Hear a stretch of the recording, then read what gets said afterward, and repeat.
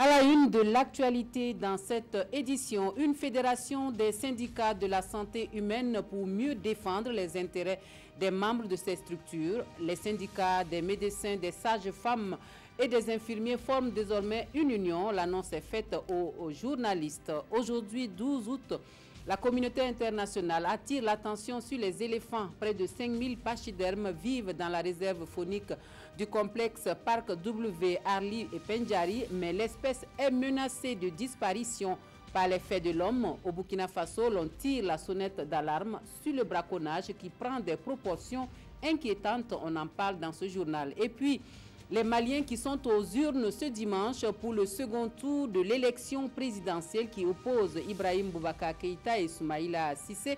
Un scrutin sous haute tension, mais également sous haute surveillance, avec plusieurs missions d'observation nationale et internationale sur place. Bonjour, donc merci de nous rejoindre pour les informations de la mi-journée sur la télévision du Burkina. Un très bon appétit à vous qui êtes à table.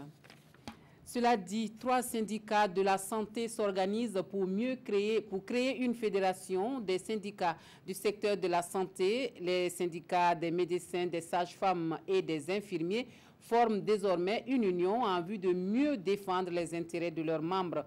L'annonce est faite aux hommes de médias en présence de Rasmane Zoundi et Eleonore Ouedraogo. Pour l'amélioration de l'offre publique de la santé, 3 syndicats du domaine se mettent ensemble pour relever le défi. Le syndicat des médecins du Burkina, celui des sages-femmes, maïticiens et accoucheuses auxiliaires et le syndicat autonome des infirmiers et infirmières du Burkina cristallisent leurs énergies autour d'une fédération des syndicats du secteur de la santé humaine. Nous sommes des syndicats de base et nous ne pouvons que discuter que sur des questions spécifiques uniquement liées à la santé. Nous ne pouvons pas avoir droit aux plateformes de discussion qui transcendent le secteur de la santé. Et dans notre droit positif, le gouvernement, pour des questions d'intérêt national, pour des questions de rémunération, pour des questions globales, ne discute qu'avec les centrales. Affiliée à l'International des services publics, la Fédération des syndicats du secteur de la santé humaine entend travailler à améliorer les conditions de travail de ses membres. Mais elle veut s'attaquer d'abord aux problèmes d'équipement des centres de santé. Nous allons proposer un mémorandum au gouvernement. Et si le gouvernement n'agit pas, nous allons prendre des actions énergiques par rapport à cela. Parce qu'aujourd'hui, nous avons de sérieux problèmes dans nos centres de santé. Il faut apporter des solutions urgentes et rapides. La Fédération des syndicats du secteur de la santé humaine est, selon son porte-parole, indépendante, progressiste et anti-impérialiste. Elle fonctionnera sur la base d'un principe de subsidiarité. Les échos de la campagne agricole à présent, les nouvelles qui nous viennent des hauts-bassins sont plutôt bonnes puisque tout porte à croire que la saison est prometteuse malgré les attaques des chenilles légionnaires. C'est le constat fait dans les exploitations agricoles parcourues par les responsables régionaux de l'agriculture et des aménagements hydrauliques dans le Kénédougou et le Houé. Visite de champs et entretien avec les producteurs pour mieux s'imprégner de l'évolution de la campagne agricole. Le point avec Drissa Traoré, Siriki Milogo et Kadou Romenki. C'est le village de Sidi dans le Kénédougou qui accueille le ministre de l'Agriculture et des Aménagements hydrauliques. Ici, l'exploitation de Yacouba Traoré reçoit les visiteurs du jour. Sur ce site, 12 hectares de coton, 15 hectares de maïs, tous au stade de floraison, et 2 hectares de riz sont exploités. Le maïs aussi, ça c'est comme ça. Donc c'est une variété qui le rendement est très bon et aussi ça supporte aussi la sécheresse. Voilà pourquoi je fais le Nereka là c'est la semence. Donc je dois revendre au Nafaso qu'on puisse donner à les producteurs. S'il y a eu en tout cas de bonnes pluies, je me dis que en tout cas de la manière que j'ai fait mon effort, j'attends en tout cas un bénéfice, si tout va bien. Autre lieu, autre constat. Nous sommes à Farakoba dans le Houé. Là sont cultivés 6 hectares de maïs ouari, 2 hectares de niébé tiligré et un champ école de sésame. Une tournée qui permet au ministre de prendre le pouls de la campagne agricole. Nous étions très inquiets Aujourd'hui, quand on veut faire le point, nous constatons que partout où nous sommes déjà passés, les champs répondent très bien, et la campagne est très verdoyante, les producteurs sont satisfaits et nous voyons que s'il n'y a pas de problème de sécheresse comme l'année passée, s'il n'y a pas de problème d'arrêt brusque de la pluie, nous espérons pouvoir quand même avoir de très bonnes récoltes. 1 049 000 hectares de superficie sont emblavés dans les hauts bassins. Et malgré l'installation tardive de la pluviométrie, la campagne agricole promet, foi des premiers responsables en charge de l'agriculture de la région. Et puis cette question, les populations de Zeko seront-elles bientôt soulagées du calvaire qu'elles endurent depuis 2004 à cause du pont d'Azoulma emporté par les eaux et coupant le village en deux?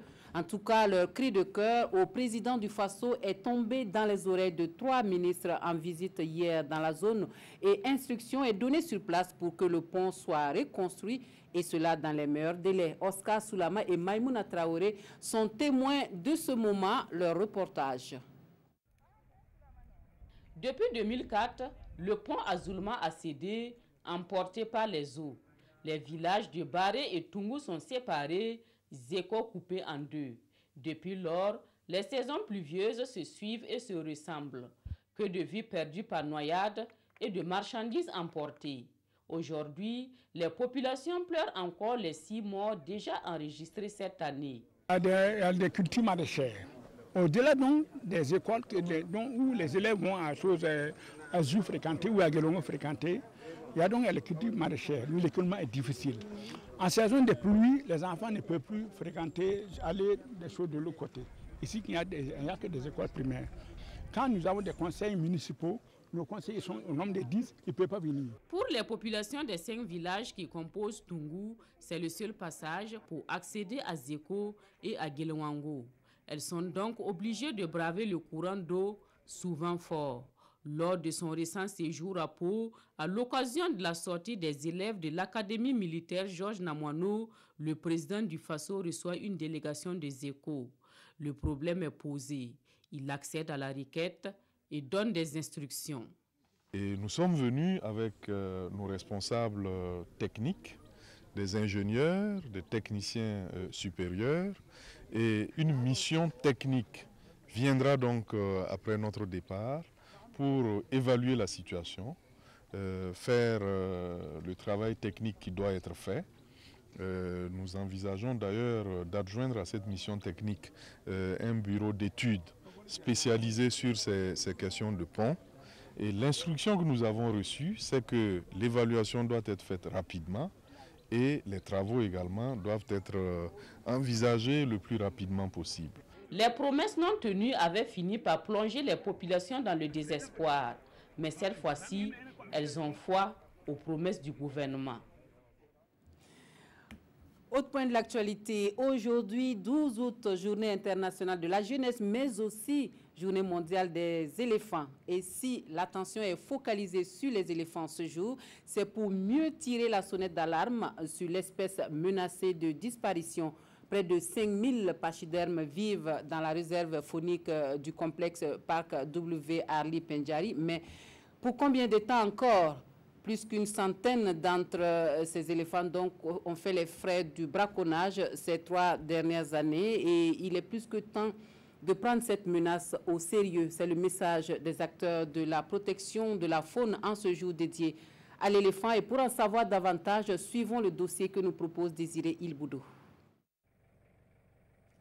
La région de l'Est est l'une des régions les plus attractives dans le domaine du tourisme de vision au Burkina Faso.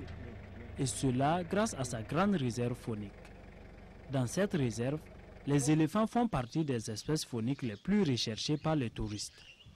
Mais aujourd'hui, ces pachydermes sont menacés de disparition et le braconnage reste la raison principale. C'est vraiment dommage. J'étais en brousse, j'ai trouvé une carcasse d'éléphant qui venait d'être braconnée. Ça donne envie de pleurer, même si on est chasseur. Même si on est chasseur. Il y a des pays où les animaux sont en surpopulation. Ce n'est pas le cas ici. Donc je pense que c'est l'intérêt des Burkinabés de bien gérer. Et dans la zone d'ici, tu marches seulement vous croisez avec les braconnés. Si c'est eux, ils vous avaient première, et ils vont tirer sur vous. Si vous voyez, vous n'avez pas le droit de tirer sur eux, mais vous avez le droit pour les arrêter seulement. Tu enfreins une loi, on essaie de te raisonner et tu commences à canarder comme si on était des pétards. Or pourtant nous aussi nous sommes détenteurs d'armes. On fait comme on riposte, on se laisse tuer, c'est ça le problème. Conscient de ce phénomène, l'État burkinabé, en vue de renforcer les mesures de protection des réserves fauniques, a autorisé la création d'un nouveau corps appelé Brigade Éco-Garde, opérationnel depuis 2017. Dans ce contexte d'inquiétude grandissante et conscient des enjeux, mais aussi soucieux d'aider l'administration des eaux et forêts dans leur mission difficile qu'est la préservation des ressources naturelles, que le projet de formation de 25 éco-gardes a été lancé afin d'éviter que les filières de trafiquants d'ivoire ou de viande de brousse, voire même d'autres ailleurs, ne s'installent durablement et que la lutte ne devienne beaucoup trop difficile. Des mesures jugées insuffisantes par certains concessionnaires au regard de l'ampleur du phénomène. Je pense qu'il faut être sans pitié pour les gens qui bloquent les éléphants. Si l'État a rédigé un truc noir sur blanc que les braconniers tueurs d'éléphants doivent être condamnés à 5 ans de prison, je ne vois pas pourquoi on les juge si on les prend sur les faits. Il nous faut réellement une surveillance dure, musclée, pour parvenir à protéger efficacement la faune. En entendant des actions plus fortes de la part de l'État pour mieux lutter contre le braconnage qui assombrit l'horizon de ces grands mammifères dans la région de l'Est, les autres acteurs de la protection de la faune demandent aux populations riveraines plus de collaboration. Voilà, ces éléphants sont pourtant l'une des principales attractions touristiques au Burkina Faso en général et dans les zones de chasse en particulier pour le tourisme de vision. Mais c'est que le tourisme lui-même se porte assez mal au Burkina et dans toute la sous-région depuis quelque temps. Et les acteurs, pour tenir le coup, doivent revoir certaines stratégies de communication. La formation organisée au profit des professionnels du tourisme s'inscrit dans cette logique. Voici ce qu'il faut retenir de la formation. C'est avec Daouda Ouattara et Maïmouna Traoré. Ces participants venus du Burkina Faso, de la Côte d'Ivoire et du Niger reçoivent ici les attestations de fin de formation. Ils ont acquis durant ces 5 jours les aptitudes nécessaires à la prévention et à la gestion des crises à travers la communication. Nous avons vu la communication durant les crises que nos pays ont vécues et nous avons beaucoup appris auprès d'experts qui ont été assez brillants. Nous avons été vraiment armés sur trois questions clés, l'avant-crise, pendant la crise et l'après-crise. Je pense que ces rudiments ont été bénéfiques pour nous. Selon les formateurs, la communication des crises se déroule en 3 étapes, mais la plus importante est celle relative à la prévention. Il y a des crises de différents types partout. Mais si les professionnels de la communication sont coordonnés, s'il y a une préparation avant la crise, la gestion de la crise va améliorer. Pour les autorités en charge du tourisme, cette formation était une nécessité. Frangiali, ancien secrétaire général de l'OMT, Organisation mondiale du tourisme, disait « Là où le tourisme avance, la pauvreté recule. » Nos 3 pays, Burkina, le Mali et le Niger, et la Côte d'Ivoire et le Niger, détiennent des sites et attraits touristiques d'une incroyable beauté et dont l'exploitation judicieuse peut contribuer durablement à sortir de nombreuses populations de l'ornière de la pauvreté. Débutée le 6 août dernier, cette session de formation est le fruit de la coopération entre le Comité permanent pour la coopération économique et commerciale et les pays membres de l'UEMOA. 1100 jeunes soldats viennent d'achever une formation militaire à Bobo-Dioulasso. Une formation militaire initiale pour le contingent 2017 qui s'inscrit dans un contexte de terrorisme ambiant et qui finit sur une note de satisfaction de part et d'autre. On en parle avec Hassan Gourabou et Mireille Carole Touma.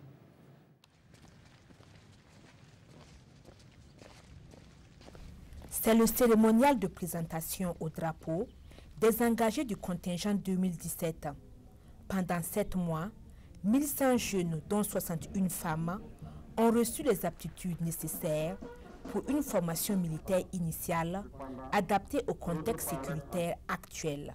C'est la toute première fois que nous organisons cette formation sur les 3 centres régionaux d'instruction avec un certain dispositif qui a été rénové. Il y a un certain nombre de techniques qui ont été introduites dans le cursus de formation de façon à pouvoir répondre aux différentes menaces auxquelles nous faisons face. Des soldats qui se disent aptes à servir partout où besoin se fera au sein des différentes armées et services des forces armées nationales. Cette sortie représente une grande joie pour nous parce que nous avons vraiment été formés pour défendre la patrie et nous sommes vraiment fiers de cette formation. Tout d'abord, je remercie à l'encadrement qui a eu à nous instruire pendant tout ce temps. Donc nous sommes là aujourd'hui, on est fiers d'être des militaires pour servir notre nation durant toute notre carrière militaire.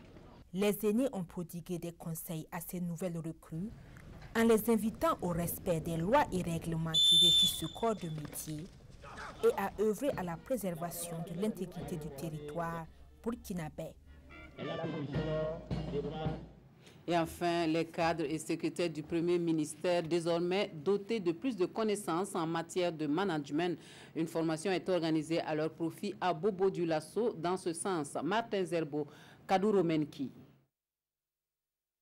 Des cadres du secrétariat permanent du Conseil national pour la protection sociale et des secrétaires des services centraux rattachés au Premier ministère sont ici, à l'école du management. Une rencontre qui a dans son viseur l'amélioration du climat de travail dans les services. Vous savez, dans nos administrations, nous travaillons souvent dans des conditions quelque peu difficiles. Et donc, ne soyez pas étonnés, souvent quand on nous parle du stress. Et lorsque le stress intervient dans le milieu professionnel, il y a lieu de prendre, n'est-ce pas, des dispositions pour pouvoir surmonter ce stress-là. Donc, il est souvent de bon ton de pouvoir vraiment se retrouver pour échanger sur des questions d'importance, notamment des thématiques assez précises, qui nous permettent vraiment de pouvoir mieux rendre lorsque nous sommes dans nos services respectifs. Management, gestion des crises, développement personnel et leadership, c'est le thème de cette formation. Une formation qui vient à point nommé selon les bénéficiaires. On a beaucoup appris parce qu'on avait besoin de ça pour améliorer ce qu'on faisait dans nos services. La communication, la cohésion et l'organisation des tâches sont des acquis de cet atelier. Un atelier qui a duré 4 jours. Une page triste dans ce journal, la RTB pleure l'une de ses grandes voix. Keïta Souteré Adama Jacob, animateur émérite de l'émission Barodeni à Radio Bobo, qui a accompagné les populations durant plusieurs décennies, n'est plus. Il s'en est allé dans la nuit d'hier des suites de maladie à l'âge de 66 ans. Son portrait avec Karim Sissé. On le savait malade depuis un moment. Finalement, la maladie a eu raison de lui. Adama Keïta alias Souteré s'en est allé dans la nuit du 11 au 12 août 2018 à Bobo Dioulasso. L'animateur vedette de l'émission Barodeni sur Radio Bobo a dit adieu à ses auditeurs.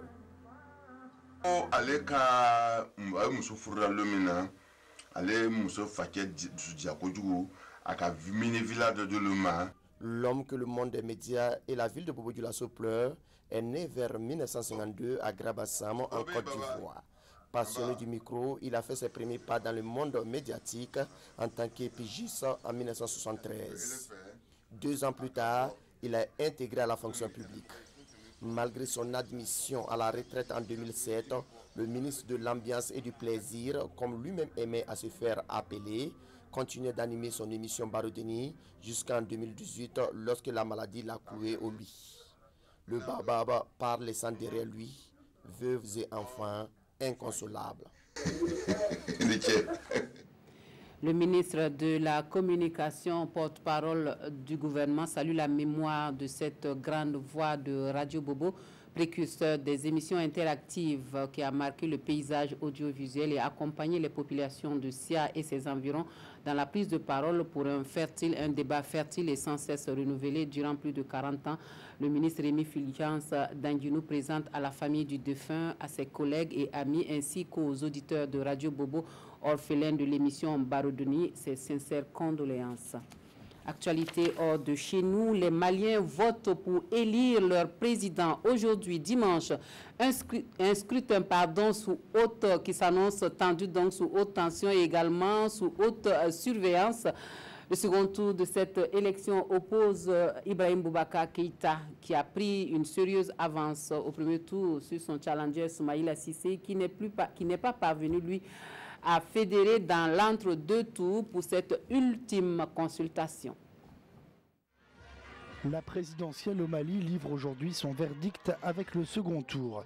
D'un côté, le chef de l'État sortant, Ibrahim Boubacar Keïta, surnommé Ibeka, qui brigue à 73 ans un second mandat. Il fait figure de grand favori. Face à lui, Soumaïla Cissé, un ancien ministre des Finances de 68 ans, largement distancé au premier tour avec 24 points de retard. Il n'a pas réussi à fédérer toute l'opposition dans l'entre-deux tours. Cette campagne pour le second tour s'est déroulée dans un climat pesant sur fond d'accusations de fraude. 6 000 militaires supplémentaires sont déployés afin d'assurer la sécurité. La NASA lance enfin la sonde solaire Parker pour percer le mystère du Soleil et c'est toute la communauté scientifique qui retient son souffle. Lancement réussi de la sonde solaire Parker par la NASA ce dimanche, 9h31 heure française. Depuis le site de Cap Canaveral situé en Floride, la fusée a décollé avec un jour de retard. La sonde aura la lourde tâche de frôler le Soleil et de supporter des températures extrêmes. L'atmosphère de l'astre, aussi appelée la couronne, est 300 fois plus chaude que celle de la Terre. Et les scientifiques misent beaucoup sur Parker. Ils espèrent entre autres comprendre l'influence des tempêtes solaires sur le réseau électrique terrestre et amortir le 1,3 milliard d'euros investis dans ce projet. Et on s'arrête ici pour les actualités de cette mi-journée. Merci de nous avoir reçus chez vous. Toute l'équipe de coordination et de réalisation du 13h se joint à moi pour vous souhaiter une excellente journée dominicale.